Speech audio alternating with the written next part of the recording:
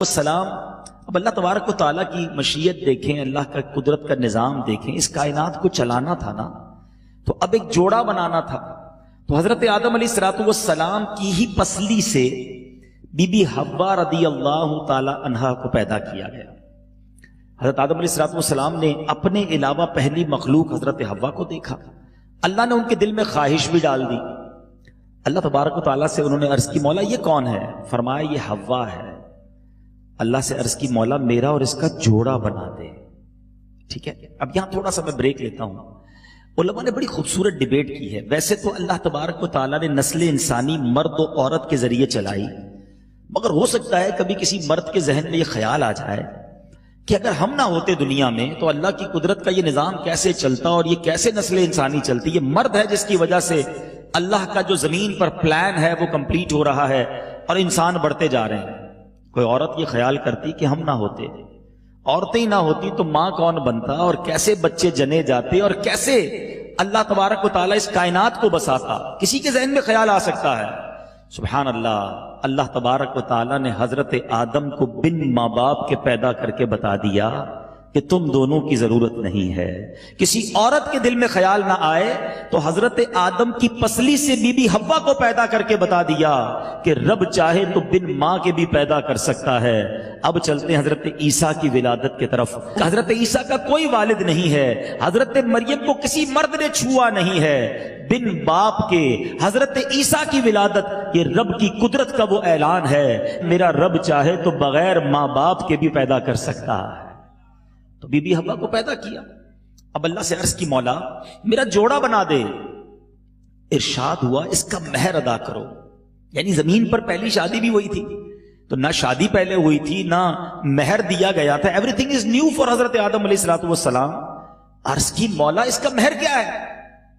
ارشاد ہوا کہ جس نبی کا نام، جس میرے پیارے کا نام تو نے میرے نام کے ساتھ عرش پر لکھا ہوا دیکھا، اے آدم اس محمد الرسول اللہ صلی اللہ تعالی علیہ وسلم پر 10 بار درود بھیجو. سرکار دو عالم صلی اللہ تعالی علیہ وسلم پر 10 بار درود پڑھنا یہ مہر بنا حضرت آدم اور بی بی حوا کے جوڑے کا. اور اس کے بعد نسل انسانی چلی. میں اور آپ اس کے بعد دنیا میں آئے. گویا یہ کہا جا سکتا ہے کہ میرے اور آپ کے آنے کا سبب یہ بھی ذکر مصطفیٰ ہے، یہ بھی درود مصطفیٰ ہے. اور اللہ تبارک و تعالیٰ نے حضرت آدم سے ہی فرمایا، اے آدم میں اپنے نبی کو جناب محمد الرسول اللہ کو نہ بناتا تو نہ زمین بناتا، نہ آسمان بناتا، نہ سورج بناتا، نہ تارے بناتا، نہ جنت بناتا، نہ دوزخ بناتا. یہ ساری محفل سجائی گئی ہے. سبحان اللہ، نبی پاک علیہ السلام کی وجہ سے. اب یہ بات آپ نے حدیث قدسی کے ذریعے سنی ہے. اب سیدی اعلیٰ حضرت کا شعر سنیں. یہ جو نعت خواں نعتیں پڑھتے ہیں نا، یہ ایسے ہی نہیں ہوتا. یہ قرآن و حدیث کی طرف بہت خوبصورت اشارے ہوتے ہیں. سیدی اعلیٰ حضرت لکھتے ہیں نا، زمین و زمان تمہارے لیے، مکین و مقام تمہارے لیے، چنین و چنا تمہارے لیے، بنے دو جہاں تمہارے لیے. ہم نبی پاک کی جو یہ شان بیان کرتے ہیں کہ ساری کائنات اللہ نے اپنے حبیب علیہ السلام کے لیے بنائی، تو یہ احادیث سے، اور احادیث بھی وہ جو حدیث قدسی ہیں ان سے ثابت ہیں. اللہ تبارک و تعالیٰ نبی پاک سے مجھے بھی اور آپ کو سچی محبت عطا فرمائے.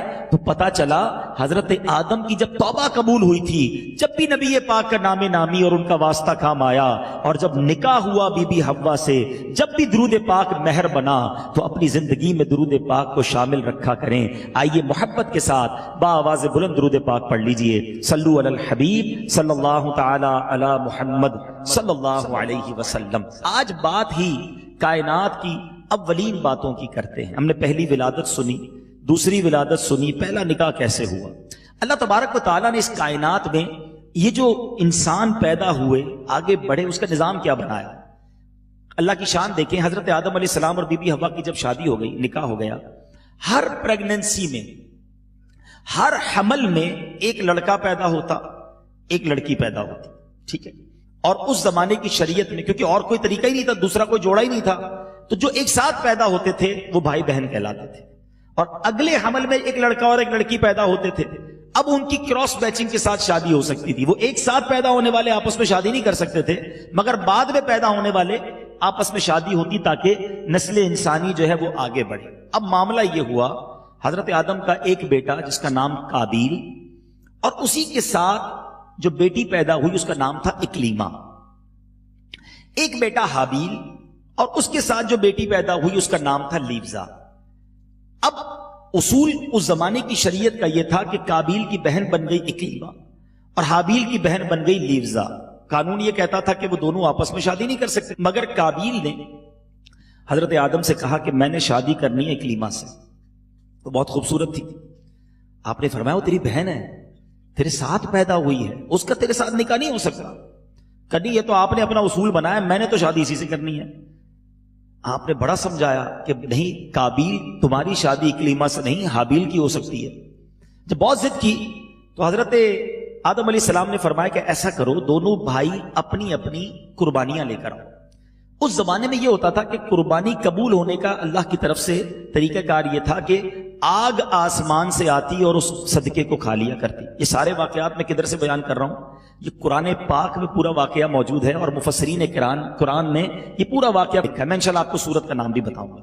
بہرحال اب کیا ہوا، دونوں قربانی لے کر آئے. قابیل جو ہے وہ گیہوں کے چند دانے لایا اور حابیل بکری لایا. آسمان سے آگ نازل ہوئی اور حابیل کی قربانی کو قبول کر لیا گیا. حضرت آدم نے کہا میں پہلے ہی کہتا تھا تم غلط کہہ رہے ہو، اور دیکھو اللہ کی طرف سے بھی یہی فیصلہ آ گیا، تمہاری شادی اکلیما سے نہیں ہو سکتی. اب زمین پر جو پہلا گناہ ہوا وہ حسد ہوا. اکلیما کے چکر میں، عورت کے چکر میں اپنے بھائی سے قابیل کو حسد ہو گیا کہ نہیں، شادی تو میں نے اس سے کرنی ہے، میرا بھائی کیسے لے جائے اس کو، دو سگے بھائی ہیں. حسد ہوا اور اب اس نے پلان کیا، شیطان نے اس کے دل میں یہ ڈالا جب تک یہ زندہ ہے تیری شادی تو نہیں ہونی. اب قابیل نے حابیل کو قتل کر دیا. زمین پر سب سے بڑا پہلا گناہ حسد اور رائٹ آفٹر قتل ہو گیا. سب سے بڑا گناہ، یہ سب سے پہلا قتل بھی قابیل نے کر دیا. 7 دن تک زمین پر زلزلہ رہا.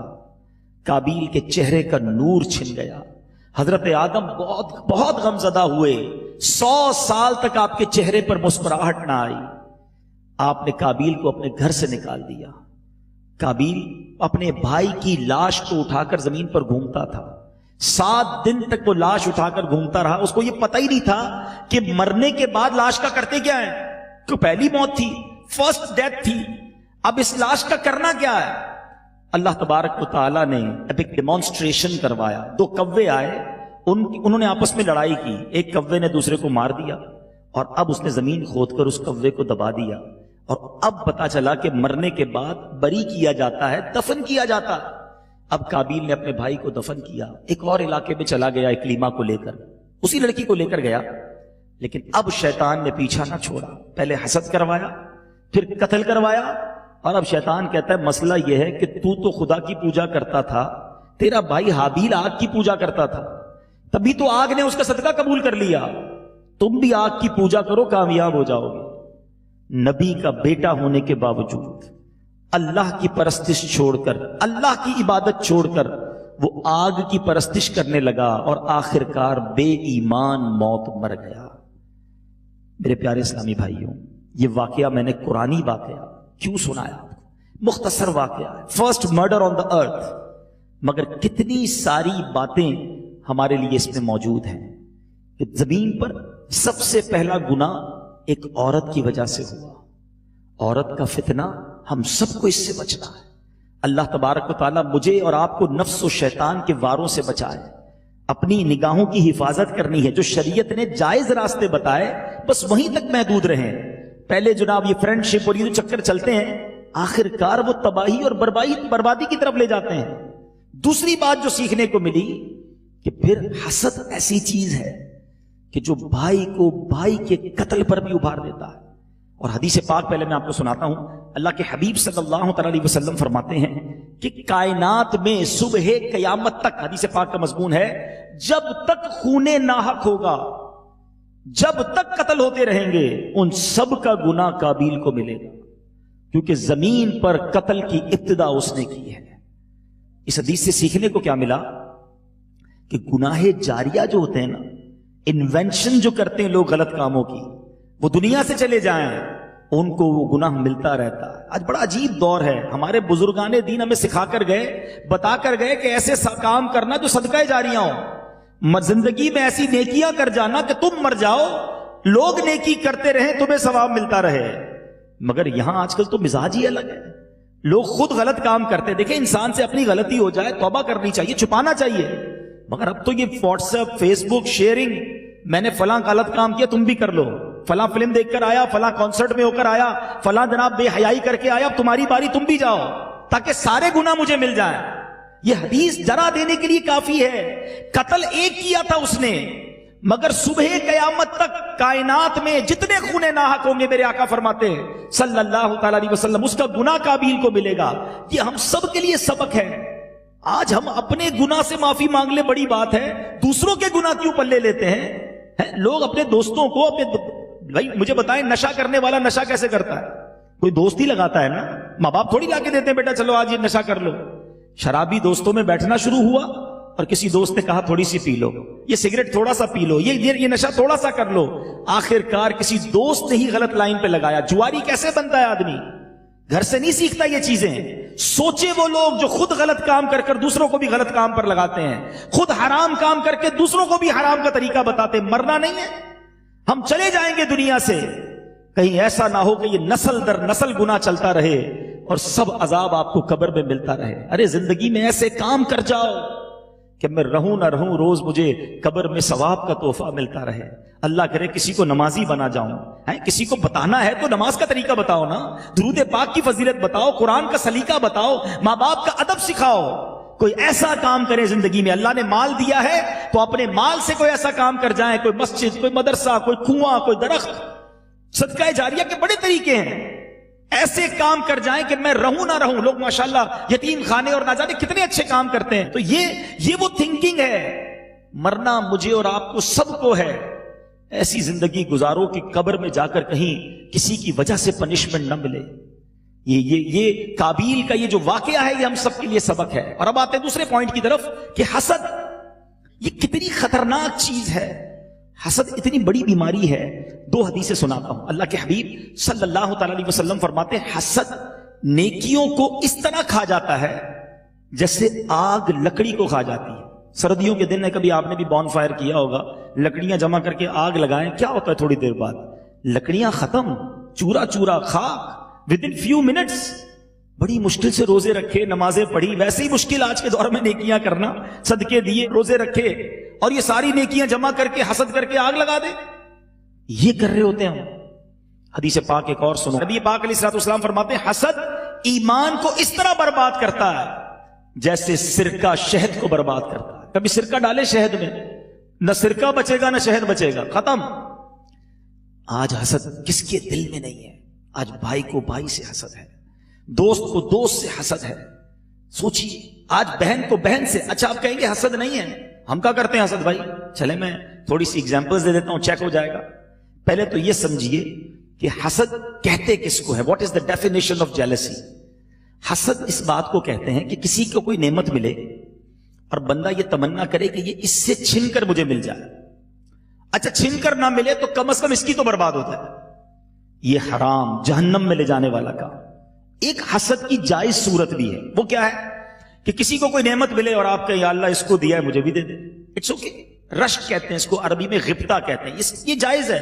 آپ اللہ سے دعا کریں یا اللہ اس کو دولت دی مجھے بھی دے دے, اس کو شہرت دی مالک مجھے بھی دے دے, اس کو خوبصورت بنایا مجھے بھی بنا دے. اس کا کوئی حرج نہیں ہے. اس کو دولت کیوں ملی, یہ کیسے مشہور ہو گیا جناب, یہ اتنا خوبصورت کیسے ہو گیا, اس کو تو جانتا کوئی نہیں تھا, ساری دنیا میں پاپولر, یہ کیوں ہو گیا؟ یہ کیوں والا جو لفظ ہے نا, یہ آرگیومنٹ, ذرا سمجھیے گا میری بات کو, یہ چھوٹا آرگیومنٹ نہیں ہے. آپ کو پتا ہے حسد کرنے والا بیسیکلی آرگیومنٹ کس میں کرتا ہے؟ ذرا میری ایک بات پہ سب مل کے جواب دیں گے. دولت دینے والا کون ہے؟ سب مل کے کہیں گے, اللہ کا ذکر بھی ہو جائے گا. دولت دینے والا کون ہے؟ اولاد دینے والا کون ہے؟ شہرت دینے والا کون ہے؟ عزت دینے والا کون ہے؟ خوبصورت بنانے والا کون ہے؟ جب سب دینے والا رب ہے تو میں کون ہوتا ہوں اعتراض کرنے والا؟ بیسیکلی یہ اللہ پر اعتراض ہے. اے اللہ اس کو کیوں دیا مجھے کیوں نہیں دیا؟ اللہ کی تقسیم پر اعتراض کرتا ہے حسد کرنے والا. اتنا بڑا گناہ ہے. مگر آج ہر ایسا لگتا ہے کہ کئی لوگوں کے دلوں میں حسد ہے. اب آپ پھر سوچ رہے ہوں گے کہ باقی بہت بری بات ہے، حسد تو بالکل نہیں کرنا چاہیے، میں تو نہیں کرتا. ٹھیک ہے، اب میں آپ کو چھوٹا سا ٹیسٹ بتا دیتا ہوں. پہلے تو یہ طے کر لیں حسد ہوتا کس سے ہے. حسد کبھی بھی آپ کو ان نون پرسنالٹی سے نہیں ہوگا، جس کو ہم نہیں جانتے اس سے حسد تھوڑی ہوگا. میرا امریکہ میں رہنے والے کسی انگریز سے تو حسد ہو ہی نہیں سکتا جب میرا اس سے کوئی تعلق ہی نہیں. حسد ہوگا آپ کے ہی کسی قریبی بندے سے. فیملی ممبر ہونا چاہیے، ساتھ بزنس کرنے والا ہو، آپ کے ساتھ قریب کا کوئی دوست ہو، کوئی نہ کوئی نون پرسنالٹی ہوگی آپ کے، خاص طور پہ آپ ہی کی فیلڈ کا کوئی ہو. اب کیا حسد میں چیک آپ کو ٹیسٹ دے رہا ہوں.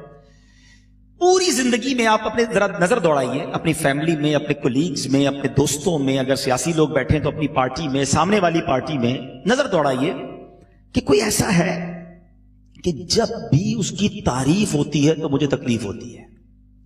کوئی اس کا ذکر کر دینا، یار وہ بڑا اچھا آدمی ہے، ہم کہتے ہیں یار اس کی بات کیوں کر رہے ہو، کسی اور کی کرو نا، مزہ نہیں آ رہا. ہمارے دل میں پرابلم شروع ہو جاتی ہے جب اس کی کوئی بات تعریف کی کرتا ہے. It means there is some thing wrong in your heart. Second thing, ایک اور ٹیسٹ، کوئی ایسا ہے آپ کی زندگی میں کہ جب اس کو تکلیف پہنچے، اس کو نقصان ہو جائے، آپ کو مزہ آنے لگتا ہے. اچھا وہ برباد ہو گیا، اس کا لاس ہو گیا، اس کی فیکٹری میں آگ لگ گئی. اچھا سامنے تو کہیں گے او ہو بہت برا ہوا، دل میں لڈو پھوٹ رہے ہوں گے، میں تو چاہتا ہی تھا برباد ہو جائے، میں تو چاہتا ہی تھا اس کا کوئی اسکینڈل نکلا. استغفر اللہ، کتنا برا ہے اس کا دل جو مسلمان کی تکلیف پہ خوش ہو رہا ہے. کہ حضرت نیند نہیں آتی، پرسکون نہیں ہے، ہم ٹینشن بہت ہے، سوچتا بہت ہوں. یقین کریں ایسا کوئی بھائی بیٹھا ہے یا مجھے لائیو سن رہا ہے، وہ چیک کر لے کسی نہ کسی کا حسد پال کے بیٹھا ہے. کیونکہ جب حسد ہو جاتا ہے نا، حسد کا نام ہی جیلسی ہے، ادھر بھی جلتا ہے بعد میں بھی جلنا ہے. وہ ترقی کرتا جاتا ہے، جس کی نیند اڑتی جاتی ہے، کیونکہ اسے اللہ دے رہا ہے. اللہ جسے چاہے عزت دے. ہم سارے مل کر کسی کو گرانے کی کوشش کر لینا، رب نے عروج لکھا ہے کوئی نہیں گرا سکتا. ساری دنیا گرانے کی کوشش کر لے، ساری دنیا اٹھانے کی کوشش کر دے، رب نے ذلیل ہونا لکھا ہے کوئی عزت نہیں دے سکتا. تو میرے اور آپ کے اختیار میں جب ہے ہی کچھ نہیں تو خوش ہونا سیکھو نا. مگر ہمیں پرابلم کیا ہے، نیا گھر لے لیا، ابھی تو 500 گز کے گھر میں رہتا تھا، 1000 گز کا لے لیا ہے، 2000 گز کا گھر لے لیا، ابھی تو نئی گاڑی لی تھی، ایک اور گاڑی لے لی. اچھا دوسرے ملک میں بھی فیکٹری لگا لی. وہ بڑھتا جا رہا ہے، تم جلتے جا رہے ہو. کیوں پرابلم ہے بھائی؟ اللہ دے رہا ہے نا. خوش ہونا سیکھ جائیں، اللہ کی بارگاہ میں دعائیں کریں، اللہ سب کی خیر فرما، ان کے صدقے میری بھی خیر فرما دے. لیکن پرابلم یہی ہے کہ لوگ ترقی کرتے ہیں، قریب کے لوگ بھی نہیں دیکھ سکتے. اتنا شیطان، دیکھیں میں نے آپ کو نبی کے بیٹے کا واقعہ سنایا ہے، میری اور آپ کی تو اوقات ہی کوئی نہیں نا. شیطان کس کے دل میں جا کر کیا کر دے، بہنوں میں حسد کروا دیتا ہے. ایک بہن شادی کر کے سخی ہے اور دوسری بہن کے گھر میں پرابلم ہے، اس کو اس بہن سے حسد ہو جائے گا. بھائی کو حسد ہو جاتا ہے، کیوں ترقی کر رہا ہے، میں پیچھے رہ گیا. ساتھ نوکری کرنے والے کہتے ہیں سیٹ کی چاپلوسی کرتا ہے اس لیے اس کا گریڈ بڑھ گیا ہے، اس لیے تنخواہ بڑھ گئی ہے. ارے اللہ اسے نواز رہا ہے. یہاں تو اتنا برا حال ہے کہ کوئی حج پر چلا جائے، عمرے پر 2 بار چلا جائے، زمانے کے پیسے دینے، دیکھو بھائی عمرے کر رہا ہے، حج کر رہا ہے.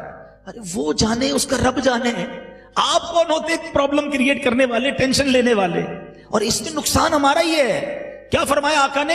نیکیاں آگ لکڑی جس طرح کھاتی اس طرح نیکیاں ختم. اس کا تھوڑی کچھ بگڑا. حسد ہم نے کیا اور ہماری نیکیاں برباد ہو رہی ہیں، سکون ہمارا برباد ہو رہا ہے.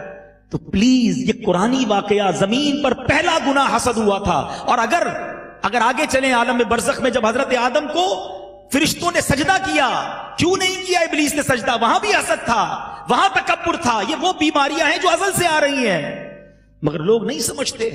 آج نہ جانے کیوں یہ پرابلم ہو گئی ہے کہ ذرا سی کسی کی ترقی کا سنیں، ہمیں کوئی گھر پہ بلائے دعوت کے لیے، ضرور جائیں گے، اچھا کھانا بھی کھائیں گے، اس کی تعریف بھی کریں گے، ماشاءاللہ بہت اچھا گھر بنایا ہے، کیا شاندار فرنیچر ہے. باہر نکل کے بولیں گے 2 نمبر کے پیسوں سے بنایا ہے. گھر اس نے بنایا، ٹینشن تمہیں شروع ہو گئی. نہ کریں ایسا. سب کی خوشی میں خوش رہنا سیکھو، سب کی ترقی میں خوش ہونا سیکھو. بڑا خوبصورت جملہ بزرگوں سے سنتے آ رہے ہیں، سب کا بھلا سب کی خیر، سب کے بھلے میں اپنی خیر. سب کا بھلا ہو جائے گا، ہمارا بھی بھلا ہو جائے گا. ہم کیوں چاہتے ہیں کسی کا برا ہو؟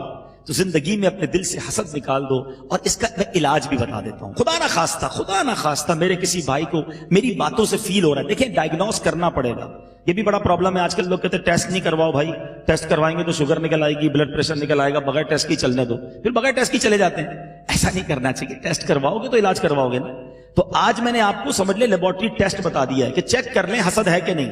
اور اگر کسی کو فیل ہو رہا ہے تو انڈر دا کارپیٹ نہ کریں اس کو، یہ ایمان برباد کرنے والی بیماری ہے. آپ ڈائگنوز کریں، اچھی طریقے سے سوچیں کہ ہاں یار فلاں بندے کی جب بھی تعریف ہوتی ہے نا مجھے پرابلم ہوتی ہے. ایک بندہ ہے اس کو جب ترقی ملتی ہے مجھے تکلیف ہوتی ہے، میں چاہتا ہوں وہ برباد ہو جائے. اگر ایسا کوئی ہے پہلے ڈائگنوز کر لیں، اور اگر ہو گیا نا اب میں آپ کو علاج بتا دیتا ہوں. اللہ کریم ہے، علاج ہو جائے گا. 2-3 چیزیں ہیں. پہلی چیز، ہر گناہ سے بچنے کے لیے بہترین طریقہ ہے وہ ہے دعا. الدعاء مخ العبادہ. حدیث پاک ہے دعا عبادت کا مغز ہے. اللہ سے دعا کریں یا اللہ میرے دل کو حسد سے پاک کر دے، میرے مالک میرے دل کو تکبر سے پاک کر دے. وہ کریم ہے، دل بھی اس نے بنایا، مجھے بھی اس نے بنایا، اس کی نگاہ رحمت ہونی ہے، میرا دل پاک ہو جائے گا. پہلا علاج تو دعا ہے. دوسرا علاج وہ تھوڑا سا مشکل ہے، اینٹی بائیوٹک ہے، انجیکشن میں بھی تکلیف ہوتی ہے نا. وہ دعا یہ ہے، وہ علاج یہ ہے کہ اگر آپ کو کسی کی شہرت سے تکلیف ہے، یار اتنا مشہور ہو گیا، محلے میں رہتا تھا میرے، اتنا پاپولر ہو گیا، تکلیف ہے نا، آپ دعا کریں یا اللہ اس کو اور عزت دے. اب آپ کہیں گے یار مجھے اس کی عزت سے ہی پرابلم ہے مولوی صاحب، آپ کہہ رہے ہیں اور عزت کی دعا. ہاں یہی اینٹی بائیوٹک. کسی کی دولت سے تکلیف ہے کہ یار اتنا کاروبار بڑھ گیا، اتنی برانچز، اب یہی دعا کریں یا اللہ اس کی دولت میں اور برکت دے. بہت تکلیف ہوگی آپ کو شروع میں، یہ اینٹی بائیوٹک. ہوگا کیا؟ آہستہ آہستہ دل سے زنگ دور ہونا شروع ہوگا، حسد دور ہونا شروع ہوگا. پھر کوئی آ کر بتائے گا نا یار اس کا اور کاروبار بڑھ گیا، تو آپ کہیں گے میں بھی تو دعا کرتا ہوں، بڑھنا ہی تھا. اب آپ کو حسد نہیں ہوگا. یہ علاج ہے اس کا. تیسرا علاج یہ ہے حدیث پاک ہے تہادو تہابو. تحفہ دو محبت بڑھے گی. جس سے حسد ہے اچھا سا گفٹ لے کر جائیں اس کے پاس. بتانا نہیں کہ بھائی تجھ سے حسد ہو گیا تھا اس لیے تحفہ لایا ہوں، جھگڑا ہو جائے گا، ایسا نہیں. یہ تو بتانا اس بیمار میں ہوں وہ تھوڑی ہے. علاج مجھے کرنا ہے. جائیں اس سے ملیں، محبت سے مسکرا کر ملیں، اچھا سا تحفہ دیں. آپ کے دل سے انشاءاللہ یہ نفرت جو ہے، یہ حسد جو ہے دور ہو جائے گا. بلیف کریں. جس دن یہ حسد سے پاک دل مل گیا نا، آپ اتنی سکون کی نیند سوئیں گے. آپ کو کسی کی ترقی میں پرابلم نہیں ہوگا، کسی کی عزت بڑھے گی آپ کو پرابلم نہیں ہوگا. آپ پرسکون ہو جائیں گے، آپ ریلیکس ہو جائیں گے. بہت خوبصورت جملہ بزرگان دین کہتے ہیں، حسن ظن میں کوئی شر نہیں ہے اور بدگمانی میں کوئی خیر نہیں ہے. مائنس تھنکنگ میں خیر ہی نہیں ہے، پازیٹو سوچنے میں کوئی پرابلم ہی نہیں ہے. تو پازیٹو بن جائے نا، لائف پرسکون ہو جائے گی. اور اب آخری بات اس واقعے سے جو ہمیں سیکھنے کو مل رہی ہے، اللہ کے نبی کا بیٹا قاتل بھی بنا اور بے ایمان ہو کر مرا، تو مجھے اور آپ کو بھی سیٹسفائی نہیں ہونا ہے. نمازی بن گئے، اگر روزے رکھ لیے، حج کر لیے، صدقے خیرات دے دیے، نام بن گیا، اس کا مطلب یہ نہیں کہ اب جنت پکی ہو گئی ہے.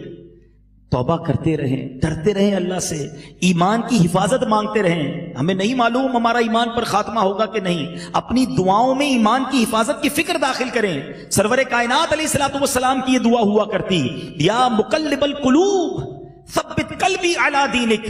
اے دلوں کو پھیرنے والے، اپنے دین پر میرے دل کو ثابت قدمی عطا فرما. نبی پاک دعا کر رہے ہیں. ہم کتنی دعا کرتے ہیں؟ ہمیں تو کاروبار کی دعا کرنی ہے، اپنے دوسرے معاملات کی دعا کرنی. ایمان کی دعا بھی شامل کریں، فکر کریں اپنے ایمان کی. اور ایک اور بات، اگر کسی کی اولاد بگڑ جائے تو اس سے والد کو کرٹیسائز نہیں کیا جاتا. اللہ والوں کی اگر کوئی اولاد بگڑ جائے، اس میں والد کا قصور نہیں ہوتا. یہ بات بہت دور تک جائے گی، عقل مندوں کے لیے اشارہ کافی ہے کہ اگر کسی کی اولاد بگڑ جائے، ایمان والی نہ رہے یا بدکار ہو جائے، اور والد اگر اللہ کا بزرگ ہو، اللہ کی بارگاہ میں اس کا مرتبہ ہو، تو اس کو کرٹیسائز نہیں کیا جاتا. یزید یقیناً پلید ہے اور یزید سے یقیناً ہمیں نفرت ہے، مگر سیدنا امیر معاویہ کا رتبہ اپنی جگہ عرفہ اور اعلیٰ ہے. وہ کاتب وحی اور صحابی رسول ہیں. تو کہیں بھی زندگی میں، آج کے دور میں بھی، اگر کسی دنیا میں بہت بڑے بزرگ ہوں، عالم دین ہوں، اور ان کی اولاد نیک نہ ہو، تو we are not able to criticize. ہم کون ہوتے کرٹیسائز کرنے والے؟ اللہ کے نبی کے بیٹے. اور صرف ایک واقعہ نہیں، حضرت نوح علیہ الصلوۃ والسلام کا بیٹا کنعان جو ہے غرق ہو گیا، ان کی بیوی جو ہے وہ کافرہ تھی. تو یہ بات بہت دور تک جائے گی. تو بہرحال ہم اپنے عیبوں پر نظر ڈالیں، کسی کی طرف کیوں ہم جاتے ہیں. تو بہرحال آج میں یہ مختصر واقعہ لے کر اس لیے بھی آیا تھا کہ یہ قرآنی واقعہ ہے، اور اس واقعے کو پڑھ کر یہ بھی احساس ہوا کہ قرآن میں کیسے کیسے ہسٹوریکل واقعات ہیں. ہمارے لیے کتنا سبق ہے. میلاد کے اجتماع میں آئے ہیں، نبی پاک کے معجزات بچپن سے سن رہے ہیں.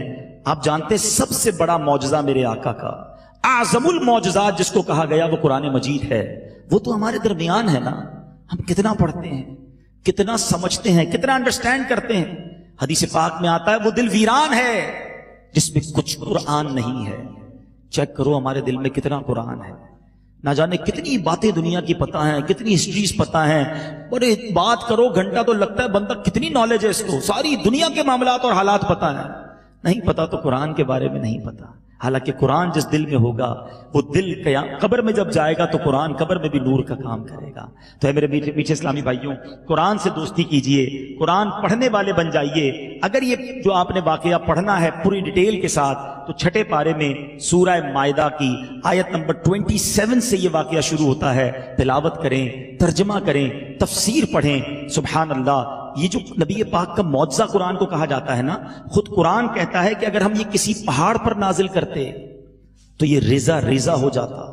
قلب مصطفیٰ پر نازل کیا گیا، ایسی طاقت اور قوت اللہ نے نبی پاک کے دل کو عطا فرمائی۔ سورہ مائدہ کے شان نزول میں پڑھ رہا تھا کہ یہ جو قرآن کا جو بوجھ ہے نا، وحی کا جو بوجھ ہے، ایک بار نبی پاک علیہ الصلوۃ والسلام اونٹنی پر سوار تھے، سورہ مائدہ ہی کی کچھ آیتیں نازل ہوئیں، اونٹنی نے نبی پاک کا بوجھ اٹھانے سے انکار کر دیا، اتنا بوجھ بڑھ گیا، پیارے آقا زمین پر تشریف لے آئے۔ قلب مصطفیٰ کو اللہ نے یہ طاقت دی، یہ معجزہ ہے نبی پاک علیہ الصلوۃ والسلام کا۔ تو آج ایک اور نیت کر کے اس خوبصورت اجتماع میں جائیں کہ روز کچھ نہ کچھ قرآن پڑھوں گا، تلاوت کروں گا، ترجمہ پڑھوں گا، اللہ کا کلام میرے لیے ہے۔ الحمدللہ یہی دعوت اسلامی کا میسج ہے۔ اس طرح کے مزید بیانات سننے کے لیے مدنی چینل گھر پہ دیکھیں، گھر بیٹھے آپ کو بہت سارا علم دین سیکھنے کو ملے گا۔ اللہ کریم مجھے بھی قرآن پاک سے سچی محبت عطا فرمائے، آپ کو بھی نصیب فرمائے، اور اللہ سے دعا کرتے ہیں یا اللہ ہمارے دلوں کو حسد سے پاک کر دے۔